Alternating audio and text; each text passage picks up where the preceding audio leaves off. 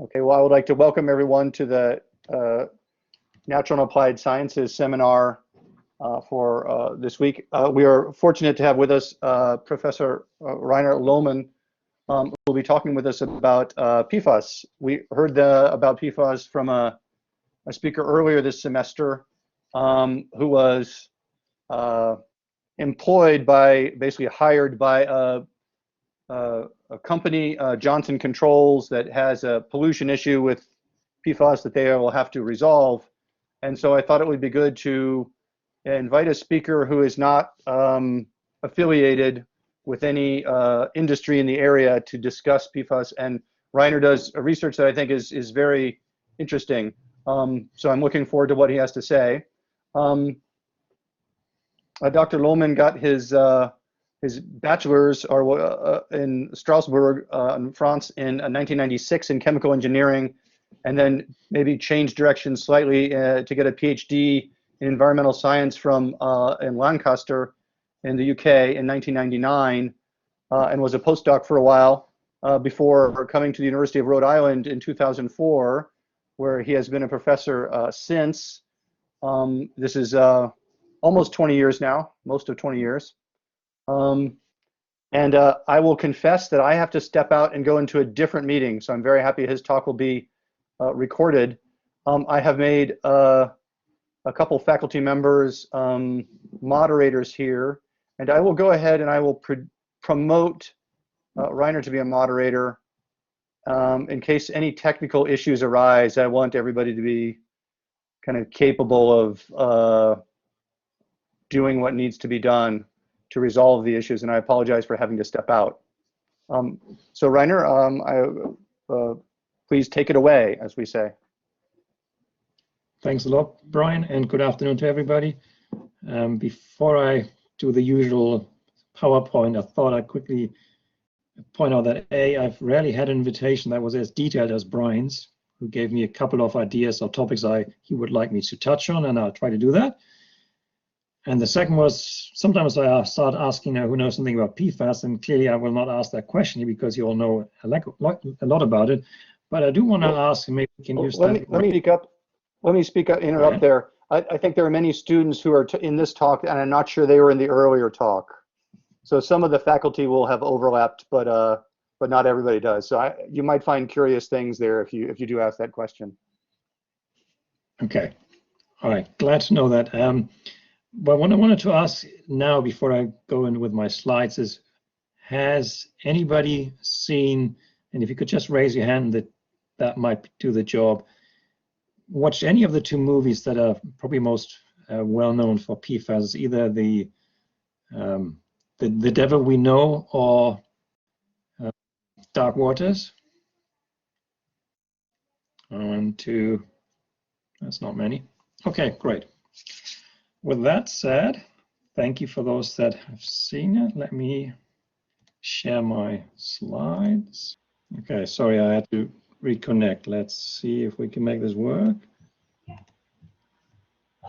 Can you now see my screen? Yep, you got it. And you can hear me? Thank you. Sorry for this. Yes. All right, so as I said, Brian gave me nice instructions, so I'll touch a little bit on some of the history, the development of PFAS, and then I go into bioaccumulation. But before we do that, quick land acknowledgement. I live in Narragansett. I work on the Narragansett Bay campus. It's the traditional land of the Narragansett people, and we respect their spiritual relationship with this land. We also acknowledge their people as traditional custodian of this land and their traditional cultural beliefs that are still important to the people that live here. So with that, what I wanted to touch today is a little bit of background on PFAS, and from what I understand, not everybody was present at the previous talk, but I understand it's an issue in Wisconsin as it is an issue all across the US. Touch a little bit on timeline, regulations, approaches as we're trying to deal with this threat to public health, and then some work on bioaccumulation and PFAS and food webs. So, quick word, I'm a professor of oceanography, but I also direct a Superfund research center that we call STEEP, that is exclusively focused on PFASs, covered sources, transport, exposure, and effects of PFASs. And this is from our website, www.uri.edu/STEEP, and it shows some of the research we do, the top part, and then some of the cores that go with such a research center, as in there's a training core for grad student postdocs, a research translation core. They're in charge of the website, these nice images here, outreach products, all kinds of interactions and communication tools, and a community engagement core that works on Cape Cod and Massachusetts. All right, so PFAS are very unusual because this is PFOA, one of the most infamous PFASs out there, and it made it into a movie, The Devil We Know. And apparently, if you have seen this one or the Hollywood version of it, Dark Waters with Mark Ruffalo. And both really tell the same story. The Devil We Know as a documentary, the other one more as an action movie, except there isn't much action, on how DuPont lost a battle in the courts to a lawyer who used to actually work on the industry side, but took on a case of a farmer who had cows dying.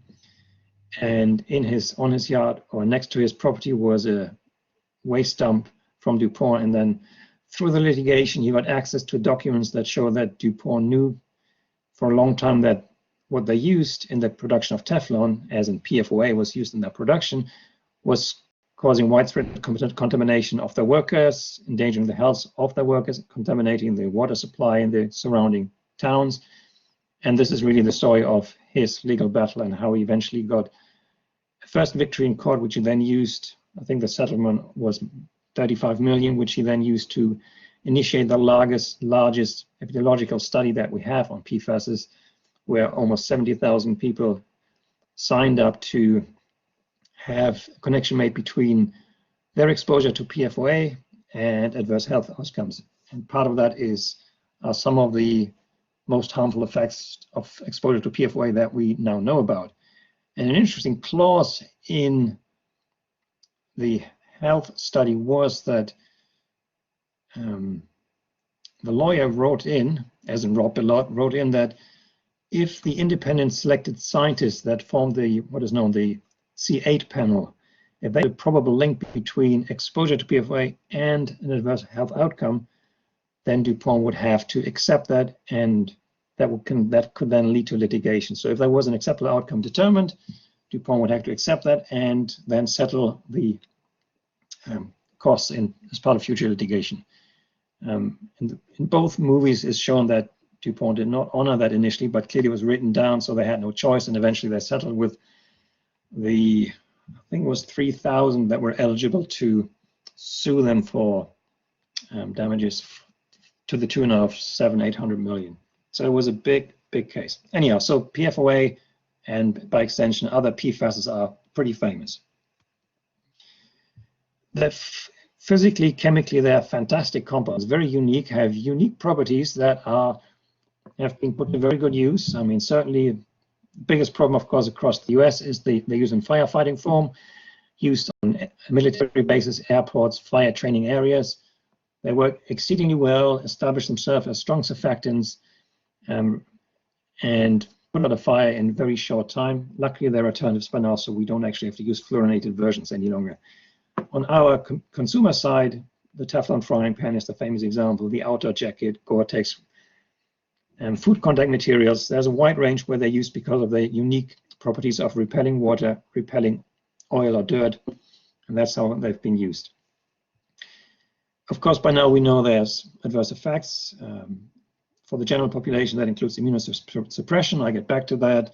There's links to interference with the normal metabolism, diabetes, overweight, and so on.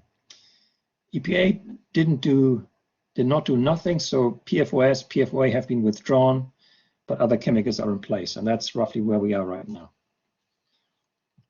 Chemically speaking, for those that like molecules, well, of course, there's an abundance of fluorines, but then there's carboxylic head groups, there's sulfonates, there's ethers involved, there's amides, so there's all kinds of chemistry involved here. And sometimes there's also parts of the chain that are not fluorinated. So those enable chemical attack and breakdown of those molecules. Otherwise, we think of them as extremely stable. In terms of the uses, the more you look, the more you find. This is a compilation by Univ. I don't want to go into all the details, but here are industry branches where they're used, and basically it's almost everywhere. You know, even wood industry or textiles or electronics or pharmacy, doesn't matter. And then all kinds of other use categories. So they've become very pervasive. In terms of science, of course, this is a problem that we focus on a few, and we study those extremely well, and some of the more conservative funding agencies like to make sure that you be successful. So PFAS is included, I think, as a control in a lot of studies, even on the health side or on the toxicological side. But that leads to this family tree of all the PFASs, and the ones in red are the dozen, 2 dozen that we know a lot about, and then there's the other tens, 100,000s where we don't know as much. Maybe one quick distinction. So the group is called perfluorinated and polyfluorinated. And at this point, we typically consider all of the perfluorinated compounds as persistent, stable, and do not break down easily, some exceptions. And then the polyfluorinated, we think of as precursors, because that part of the carbon chain that has hydrogens on it, or nitrogen, whatever it is, that can react and lead to breakdown. What typically comes out of that, and that is shown here, one of the reaction schemes, is polyfluorinated starts to break down and then ends up in a terminal stable perfluorinated compound, which is then again stable. This was one of the first studies that raised alarms. Sorry, this is actually not the first study. This is a review based on a previous study, but this shows the presence of PFAS in animals. And obviously, you see southern hemisphere is fairly clean, as we see for most pollutants. And it's really bad in top-level predators in the northern hemisphere: polar bears, seals, porpoises. So those are particularly affected, very typical for strong bioaccumulating products. The exposure for humans is multifaceted, and while most of the attention typically is given to drinking water, which of course is a prime concern, there's a lot more that we have exposure from, and that includes consumer products that you might use at home, be that anything that textile being treated for stain repellency. That could be in your car, carpets, couch, whatever, some of your clothes. But then also you get it through the food web, through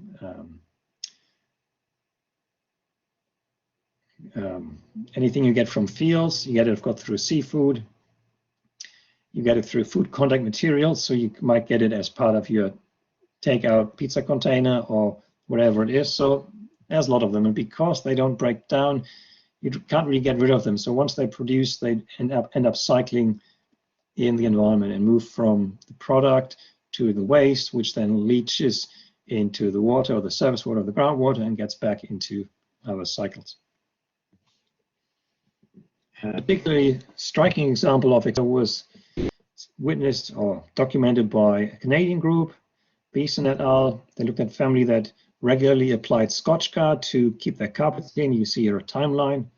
They applied Scotchgard very often. And then at this stage, they got nervous or concerned whether they had some increased exposure to PFAS within their home. And so you see the members of the household here on the right-hand side of the graph, and you see the concentrations of hexane sulfonate in blue and PFAS in red. And to the left, you see comparisons from different cohort studies in the US. And all of these household members have much, much, much greater concentration, strongly linked to whatever they use at home to keep their carpets clean. As another example that is probably just as frightening, this is a background study. Again, it's a Canadian study, but there's no reason why they should be limited to Canada. Pregnant women were targeted, and the air inside their households. And what is shown is in tiers, the concentration of the precursor in the atmosphere in the house, This is precursors that break down into a terminal. So methyl foci and methyl foci are precursors, and they can be converted to PFOS. And you see here grouping by concentration of the precursor in the atmosphere in the home, and the serum concentration of the PFOS in the pregnant mother. And in each case, for each of those chemicals, you see, as you have a higher indoor air concentration of the precursor, you see a higher concentration of the terminal acid in the serum of the mother-to-be. So a strong reminder that there's multiple pathways, and the indoor exposure through various means is probably one of the reasons why everybody has PFAS in their blood, even though you're not next to contaminated water supply. And this is just quick kind of what we do as part of our research. We develop sampling tools. This is in case for indoor air, where we use polyethylene sheets, see how long they equilibrate, and then use them to measure the composition of indoor air. And this is of an outdoor clothing store, which we used as a control and to validate our sample, and then we use them in different places, offices on our building, kindergartens, and outdoor air deployments. So it's a ways of tracking what we're exposed to and where these chemicals are and move. So as I said, EPA finally took action and phased out, as part of a voluntary agreement, the EPA stewardship program phased out the production of PFOA, PFOS, and a couple of others that were seen as particularly problematic from production by US, European, and Japanese users. In a way, it felt like the problem was solved. But what happened is that ever since this stewardship agreement was put into place and it basically reached its conclusion in 2015, when the worst chemicals are not produced anymore, the overall body burden in any of the countries hasn't really changed that much. And what is being observed now, and this is shown here in these graphs of two German populations, are these bars in black. And the bars in black are chemicals that are present in human serum, but it's not clear. We don't know the structure. We know it's a fluorine-carbon bond, and we know because of that it's not natural, and that fraction seems to be increasing. So the most likely explanation is that the demand for the products in which PFAS are used hasn't gone away. As PFOA, PFOS have been phased out, other replacement chemicals have been used to achieve the same functionality, and it seems that some of the functionality also leads to nasty properties that cause something like bioaccumulation. And those are the known unknowns in the good Rumsfeld's speech. All right, you might have seen this. This is from the Environmental Working Group, and it's a timeline. And it's useful because it's really mostly a problem of detection and awareness than anything else. To pretend that in 2021 there are states in the US left that do not have a PFAS problem is basically just ignoring that they exist. And this might be best illustrated by this 2019 compilation by the group at Northeastern working with the Environmental Working Group. This is the known occurrence of contaminated sites across the US. When you look at that, you might think that Michigan has smallpox. But the only difference is that Michigan really aggressively looked at thousands of potential sites and identified hundreds of sites where PFAS are elevated or of concern. And any state that has very few dots right now basically means the state hasn't really looked that hard. And New Jersey is another one that took very early action because of their industrial history, and they have a widespread drinking water contamination. The other thing we know was from studies initiated by EPA. It was part of their Unregulated Contaminant Monitoring Rule, or UCMR3. They looked for a number of PFAS across the US. The study is now a few years old, but it led to the conclusion that at least 6 million people had PFAS that exceeded the currently existing EPA's health advisory of 70 parts per trillion. And if you then go into the reasons why particular watersheds were affected, Cindy Yu et al. Summarized that if you have an industrial site as a fluorochemical producer or manufacturer, that is certainly a problem. Fire training areas, of course, a problem. The use of AFFF at airports and wastewater treatment plant effluents. Those all contribute to higher loading. So that was the state 5 years ago. At that stage, only large public water suppliers were forced to measure PFASs. So those were with more than 10,000 customers. There's a new UCMR3 coming up, so another around the country testing, and I think they're going to lower the limit and they look for more PFASs. And of course, if you're a private well, you're not required to test. You may as you wish. I think one of the questions that of course comes up is, shouldn't we have known this better? And shouldn't we have known this much, much earlier? And to some degree, we can give some of our analytical environmental chemists a little break, because the tools that we had in the 60s, 70s, 80s that really helped identify problems or compounds of concern like PCBs or DDT were all driven by advances in gas chromatography. And then electron capture detection, mass spectrometry later on, those helped us detect hydrophobic organic chemicals. And they were for a long time thought to be the main compounds of concern.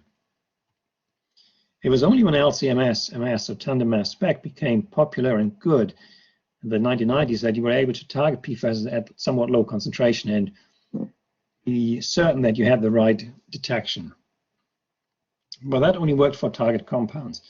And it's only more recently, through the advance of Orbitraps or ultra-high resolution mass spec, time of flight, that you can look at almost any chemical you can get into your mass spec and then find it, at least what the molecular composition is, through the exact mass approach.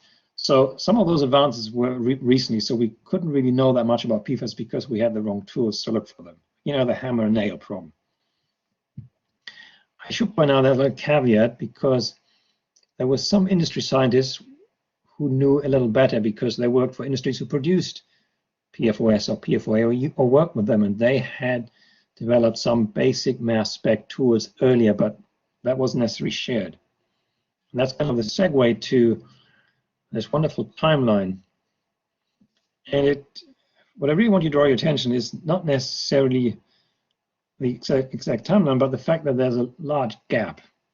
And so somewhere here in the 60s, 70s, there's first identification that there's PFOA in pooled blood, 3M detects something, there's some detection in local drinking water, but then nothing happens really for 20 years.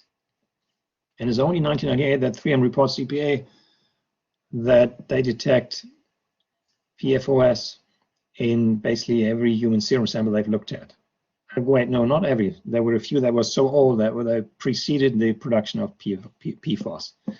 And only then did we have the phase out by 3M and EPA's stewardship program. So there was a large, long gap. A colleague of mine, Philippe Grandjean, summarized this in an article, and the title is Delayed Discovery, Dissemination, and Decisions on Interventions. And it's the same time, but he included those in gray, or shaded, that were not shared with the regulators and the public.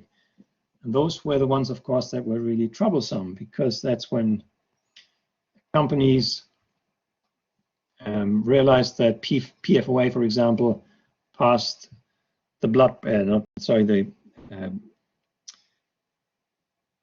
passed from the mother into the fetus through the umbilical cord, that there was transfer of PFOS from the body into milk, into small beings. There was PFAS all over the population. There were immunotoxicity and adverse effects in monkeys.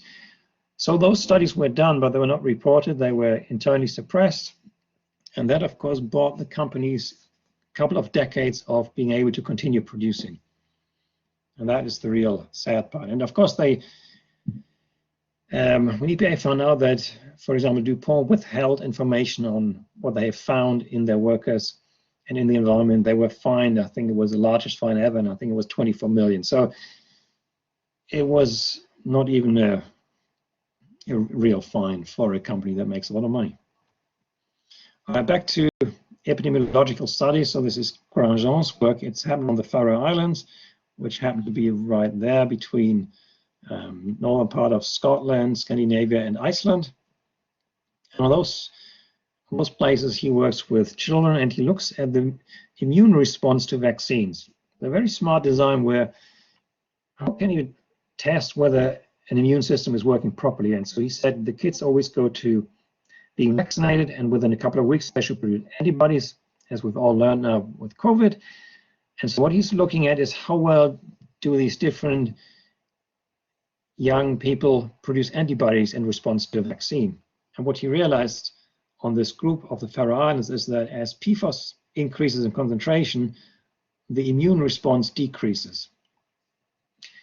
And this has been replicated by other studies at this point. And this is basically at background, so concentration that you or I have.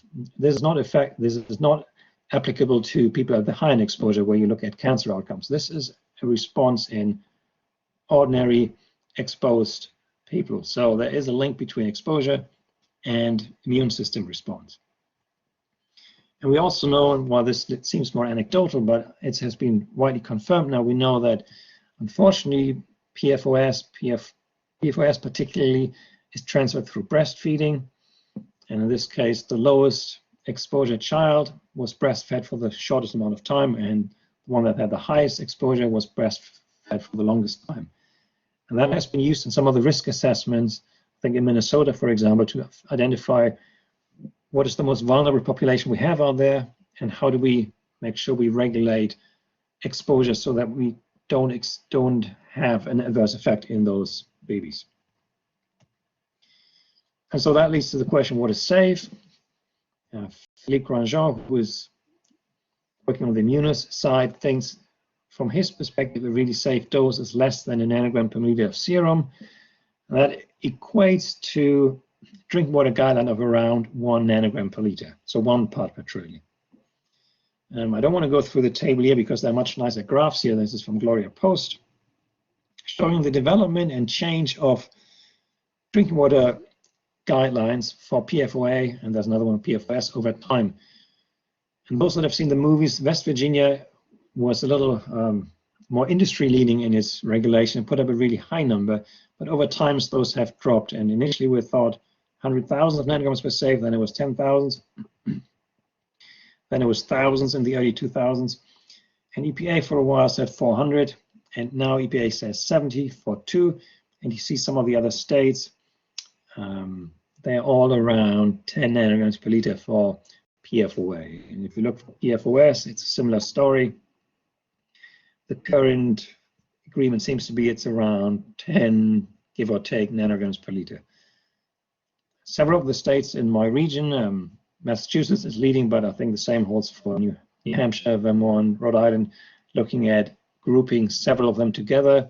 Massachusetts regulating 6 compounds, and for the sum of all 6 together, it's supposed to be 20 parts per trillion. So the numbers are decreasing, which is fairly typical for contaminants as we need to learn more about their health effects. Quick, not a detour, but an interesting side question is, now that these PFOA, PFAS have been phased out, what about the alternatives? And so this is from a toxicological study performed as part of our project. This is Angela Slitz's group looking at human hepatocytes, or human liver cells. And this is gene expression. And you see that basically what is in red here shows all these genes are activated, and that's pretty regardless of the concentration.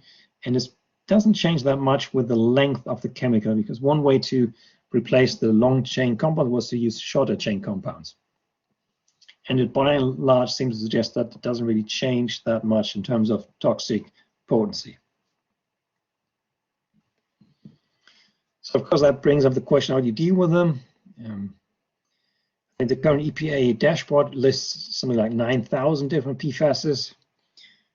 And so of course you probably cannot deal with them one by one. And so different ideas are out there, whether you can group them, class them, or restrict them otherwise. And I wanted to just touch on it.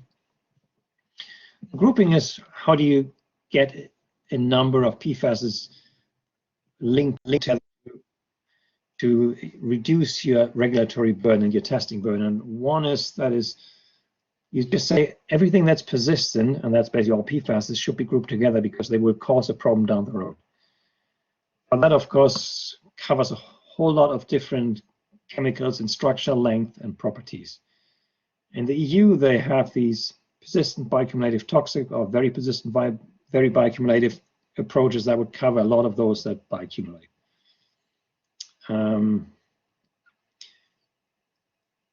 You can also do it through risk assessment approaches where you go through measure total organofluorine. So you say anything that has organofluorine you should regulate, maybe set a limit on that end.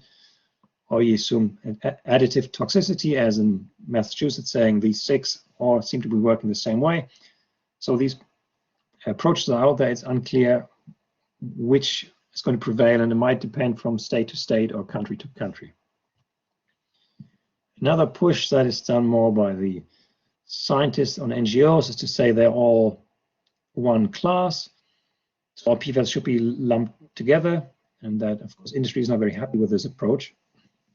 And I think there's one precedent now that organophosphate esters, some of them can be regulated as a group or as a class. So there's a precedent. Whether it's going to prevail for PFAS remains to be seen. It's probably a far push in the US, given its tradition of regulating a chemical at a time. Another option, and that was work led by Ian Cousins, and in which we argued whether we could steal or borrow an approach that was used in the Montreal Protocol, was the concept of essential use. And that was to say you can only keep using CFCs if they're really essential for the necessary of health or safety or the functioning of society. So really only important applications. And it's essential in case that right now there are no available technically or economically existing alternatives. Only in that case can you keep using CFCs, or in our case PFASs.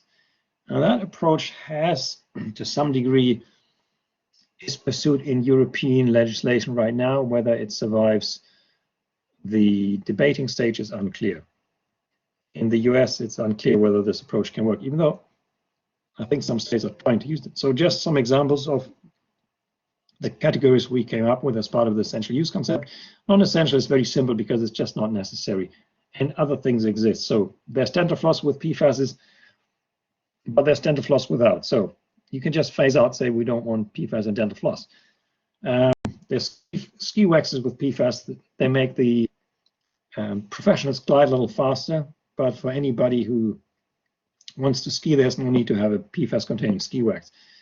The problem is right now a question of detection. So I think the ski federations want to phase out PFAS in their waxes, but they also want to make sure there's a level playing field. Substitutable is, of course, where it's a very important function, but we actually now have alternatives developed, so there's really no need to rely on PFAS anymore. And that, luckily at this point, includes aqueous film-forming foams. By now, there's fluorine-free alternatives available. They are basically just as good, and the US military, with very few exemptions, is going to phase out their use of fluorinated AFFF. That's going to help a lot. Water-resistant textiles, again, we now have slowly developed outer jackets, blah, blah, blah, that do not need PFAS to remain waterproof and have some degree of repellency of dirt. Same holds for cookware. But that means there's still an essential category, and that's certainly medical devices. I believe Teflon is used for heart stents. Clearly, you don't want to and not allow people to get medical devices that are needed. There's also occupational protective clothing, like for firefighters or medical professionals. At this point, in an ideal world, you would say, yes, of course, you have to keep using them, but given 5 or 10 years, we want to see innovation and replacement so that we can phase them out. So it's an interesting approach. We'll see whether it gets any traction. All right, so that was kind of the more background political part or regulatory part. I think PFAS will remain a big research topic because there's just so many, and we haven't quite figured out how to deal with them.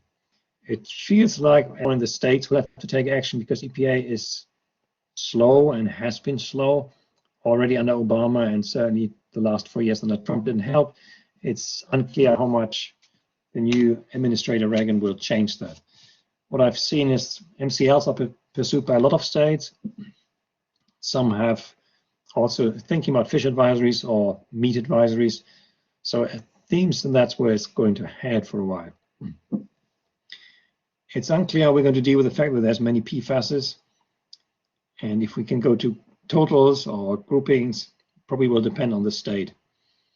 But I think what seems safe is that over time, the MCLs or the benchmark dose levels, whatever you call the safe margin, that would probably decrease over time, because as we know more, learn more about health effects, we probably end up having to lower them.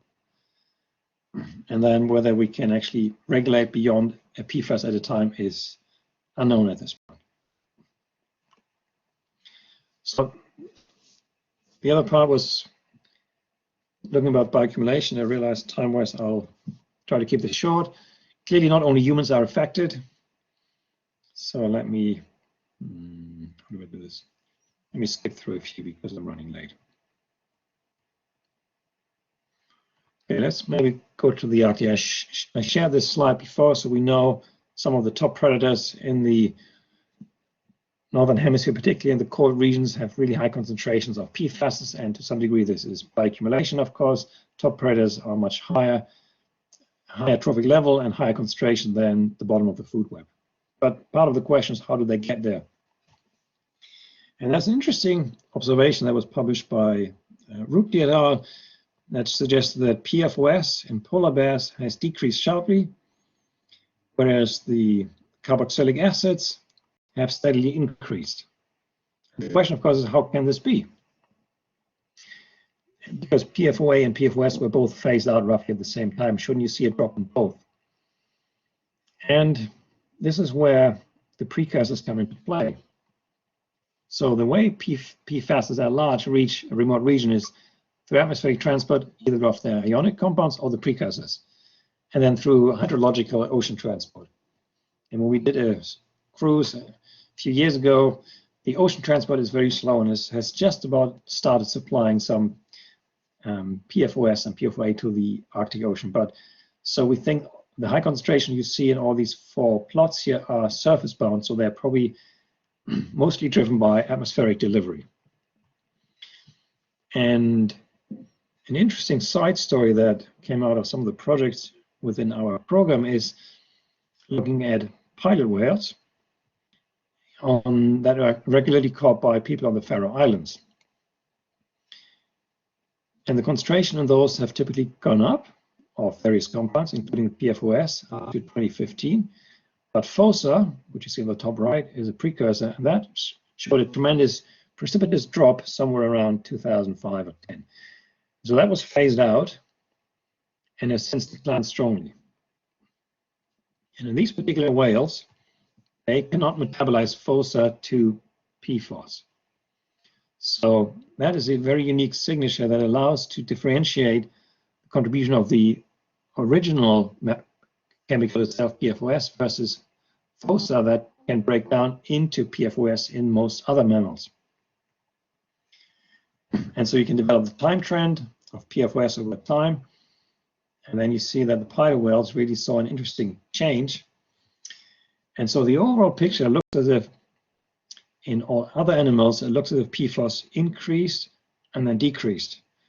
And that would have shown you for the polar bear. But really what the polar bear is really showing is that the PFOS itself gently increased all the time, and it's just FOSA metabolized the PFOS that first was very important and then decreased strongly. And what we see here is actually the presence of these PFASs in people living on the Faroe Islands. PFOS makes the vast majority of their exposure, which is fairly typical. They're top predators. The others are not as important. And then statistically, you can actually figure out, this is probably best shown in the plot on the left, which compounds are related to the consumption of seafood, fish, whales, which are indoor exposure, and which might be linked to transfer through breastfeeding. So as I said, we know which compounds bioaccumulate. Those are the ones we phased out. But it turns out there's a little more to that now, because other chemicals are being used to obtain the same functionality. And some of you might have heard of GenX. GenX has been used as a replacement for PFOA in the manufacturing of fluoropolymers in North Carolina, but not only there, and has been widely found in the region. In this case, a student of mine looked at birds, and she collected those, well, no, those were collected for her. And she just compared the presence of chemicals in, these are mostly Great Shearwaters, Massachusetts Bay, and then inshore and Narragansett Bay. And notice that there's really no difference whether you're inshore or offshore. It's not so good sign about the state of these ecosystems. And then there were birds from the Cape Fear River, so North Carolina region, and there is a fluorochemical producer. And concentration were much, much, much greater. But there's something else going on here, and that is shown. It's an interesting use of stable isotopes here, from mostly marine derived to very terrestrial. And for the Cape Fear River, the more a bird was influenced by terrestrial carbon sources, so feeding on a more terrestrial food chain, food web, then the more we had, and the higher concentration of PFAS we had. Again, a suggestion that indeed there was a point source that was land-based, and of course we know there's a manufacturing site. We also noticed that those birds that had highest concentration had much higher liver weights. Liver is, of course, a place where xenobiotics are meant to be metabolized and detoxified and eliminated from the body. That is difficult with PFAS for various reasons, so that might explain why they had a much greater liver. But the other part that was in those birds were new chemicals, and that is shown here. There's 3 of them that Anna Robot picked out.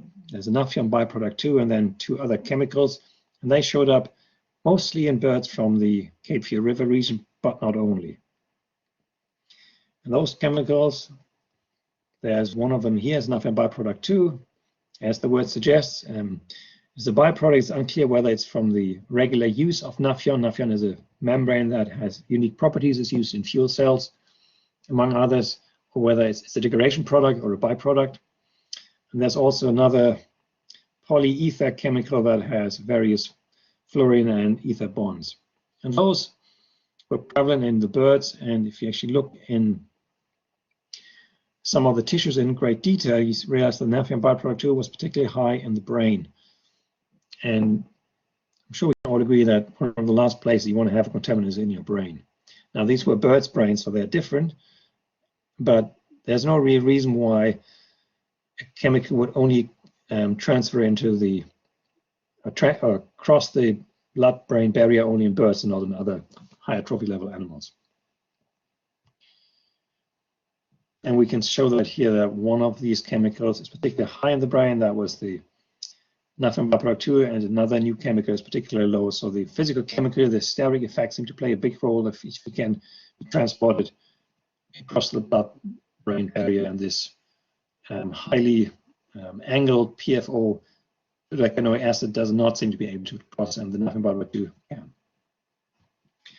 All right, apologies for the technical issues initially. So we think marine biota are pretty good sentinels for looking at new chemicals. And that might be a warning sign, because it's much more difficult for various reasons to work with humans, and is of course much more, it's even more frustrating when you see some of these chemicals accumulating in humans.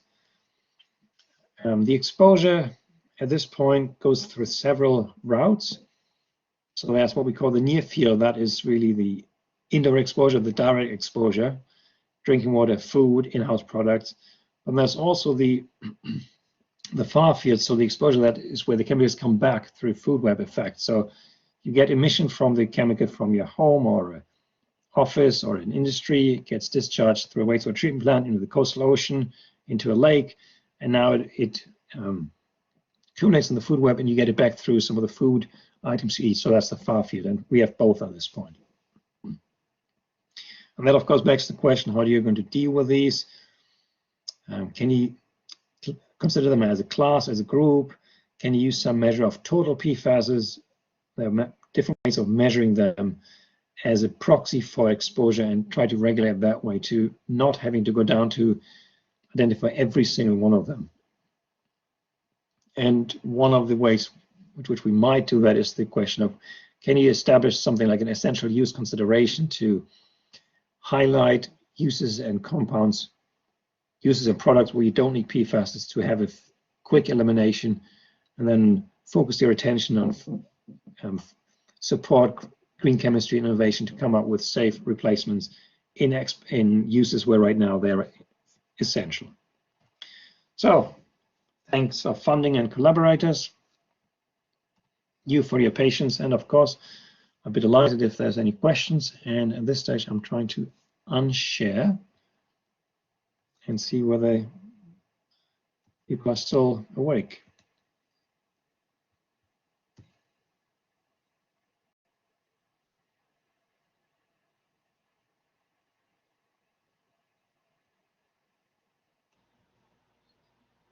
I have a question.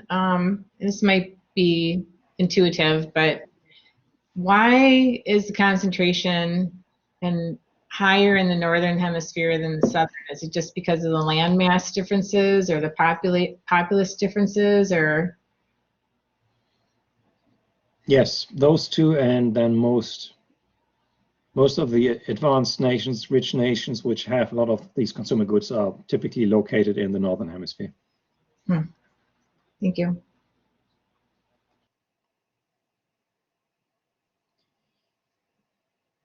I see Mike's question. Is it complicated to use marine mammals and seabirds as sentinels? Yes, absolutely.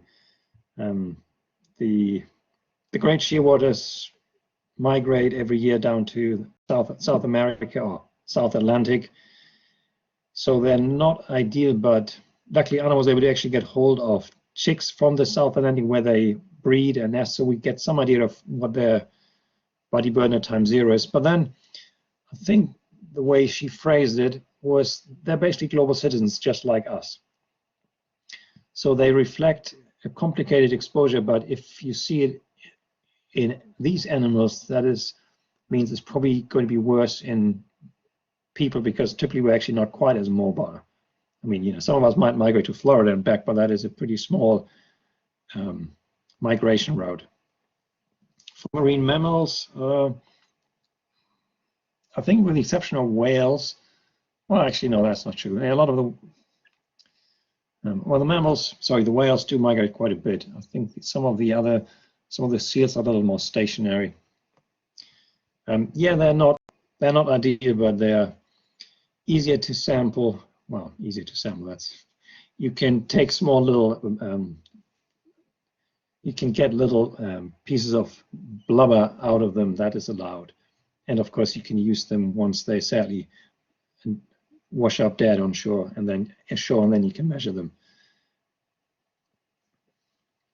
But yeah, it's not. Yes, it's not perfect. Fully agreed.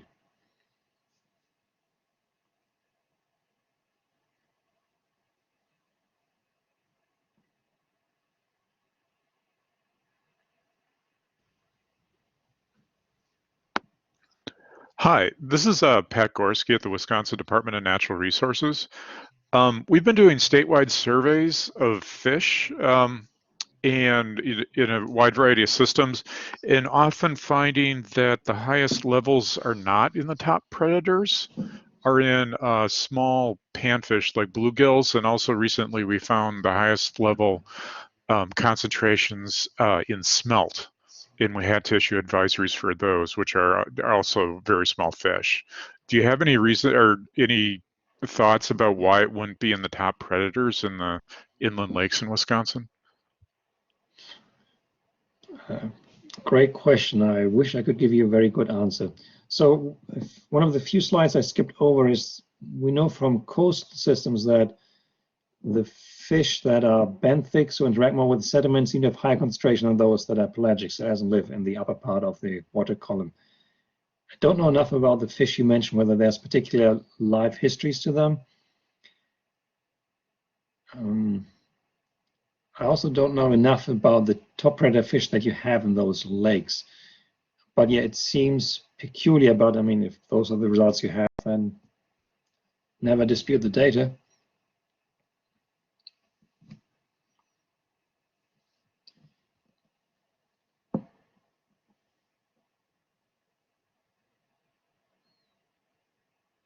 And I hope I didn't say anything bad about the Wisconsin efforts to regulate PFAS.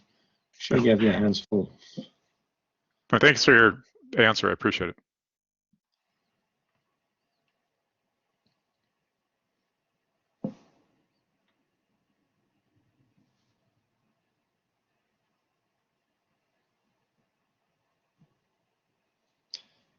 think on the northeast side, I know several states are looking into fish advisories. My gut feeling is that often fish advisories are in place for mercury already, or PCBs, and they might, in most cases, protect from PFAS already. Of course, that implies that there's a coincidence or an overlap of those contaminants. For PCBs, that's probably more difficult because they're more localized sometimes. Mercury might help. So if they have fish advisory mercury in place, that might help protect from some of the top predator fish. Of course, not the ones you mentioned. So maybe you need your own after all.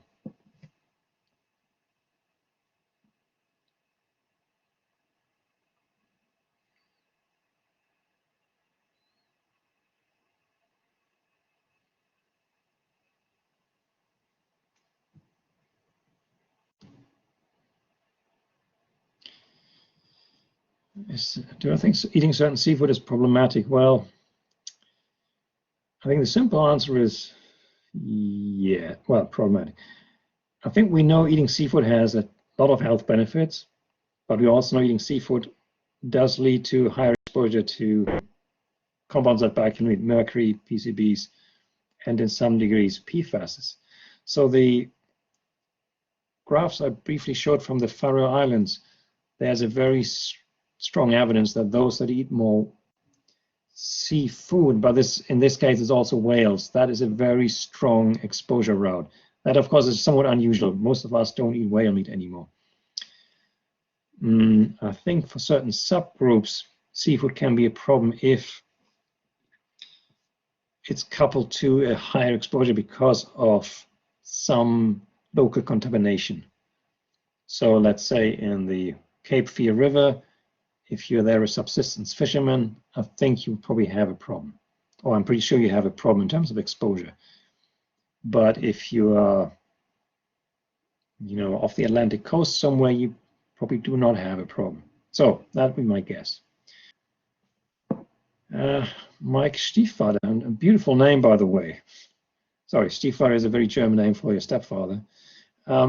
Safe destruction of cookware. This comes up often when we discuss things, and there is no great way. You can put it in a landfill, and then you hope that the landfill treats the leachate, and that might be the best you have to a closed loop. Incineration is hotly debated. It's one of the few ways which you can actually extract PFAS, but we don't have many incinerators, and nobody likes to have them. So there is no good answer to that. And somebody said we should just bring them back to the manufacturers, but they don't necessarily have a track record of taking good care of their waste to begin with. So I think the only good thing I can say about cookware is, unless you overheat it, by the time you get it, your Teflon frying pan, there should be no PFOA left. That's what most studies suggest. But yeah, personally, we still have one. Once it gets too scratched up, we'll dispose of it in our local landfill.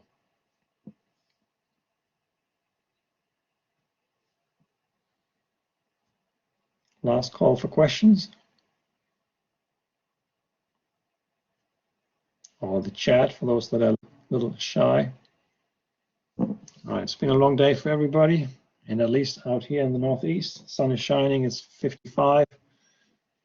So thank you for attending. Thanks for listening. Have a wonderful weekend yourselves.